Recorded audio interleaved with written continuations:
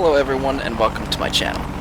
In this video, I'll discuss how to perform an autorotation in the DCS AH-64D Apache. Disclaimer, I am not a real pilot. All of the information I'm going to share comes from my years of experience as a U.S. Army and civilian air traffic controller, studying aviation principles, and most of all, practice. I fly in VR, so to prevent the recording from causing any nausea, I've locked the camera in place.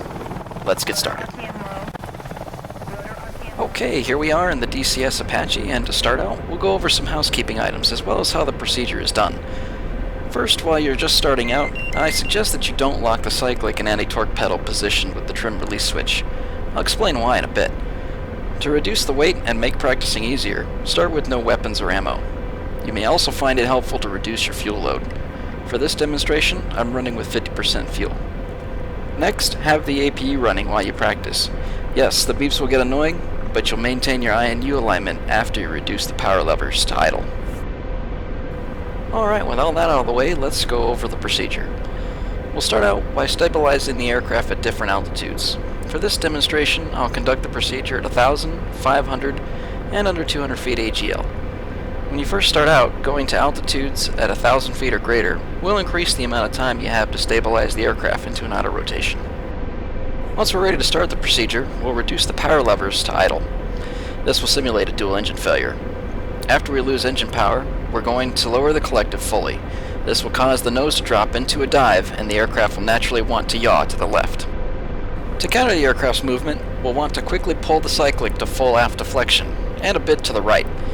We'll also want to add in some right pedal. Failure to do this quickly and properly will result in an unrecoverable dive. This is why you don't want to start out with your trim locked in forward flight. Once you have the aircraft under control, pay attention to your airspeed and dive angle. The Apache's optimal airspeed window for an autorotation is 77 to 107 knots. If we're safely in the airspeed window, or above it, you can pull in a bit of collective. This will help bring the nose up out of a dive. To maintain a good airspeed, release back pressure on the cyclic and allow the nose to drop a bit. Always remember, in a total engine failure, airspeed is life. While we're keeping the aircraft stable and controlling our airspeed, you want to also monitor your RPM. Now, a note about the RPM gauge. It's important to understand that this is still an early access module. Either ED hasn't fully finished the rotor mechanics, or the RPM gauge still needs work. What should happen, provided we're maintaining the optimal airspeed and glide angle, an RPM of 101% should be maintainable. Unfortunately, I have yet to be able to get the RPM up that high while doing an autorotation.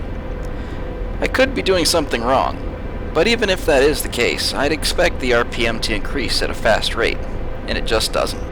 Fortunately, we don't really need to worry about it. What we do want to look for is the RPM to start increasing while in the auto. If the RPM starts decreasing, lower the collective and pull back on the cyclic while maintaining an optimal airspeed. If we're successful in the procedure, we should be able to flare at about 50 feet and pull up on the collective to cushion our landing.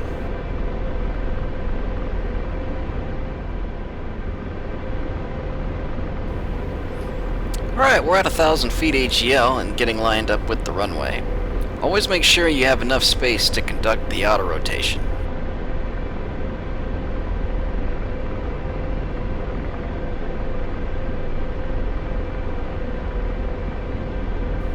Alright, I think we're ready to go now. Once we bring the power levers to idle, we'll release the flight controls to get them back to center. We'll drop the collective and pull full aft and right deflection with the cyclic along with some right pedal. Our dive is getting a little aggressive and we have good airspeed, so we'll pull in a bit of collective to raise the nose. As we lose altitude, we're constantly monitoring airspeed and RPM, making fine adjustments as necessary. At about 50 feet, we flare and pull up on the collective to cushion our landing. And that was a successful autorotation from 1,000 feet. Next, we're going to go to 500 feet. It's important to remember that the lower the altitude you go, the more quickly things happen. I won't have an opportunity to talk you through what I'm doing, so just remember the principles that I talked about when going from 1,000 feet.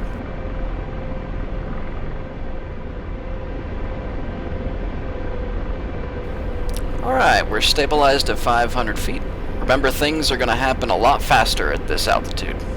Here we go. RPM low. Rotor RPM low. Rotor RPM low. Rotor RPM low. Rotor RPM low. Rotor RPM low. Rotor RPM low.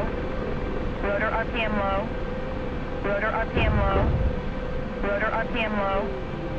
Another successful autorotation from 500 feet. Now it's up for a real challenge. I'm going to do an autorotation from low-level flight, under 200 feet.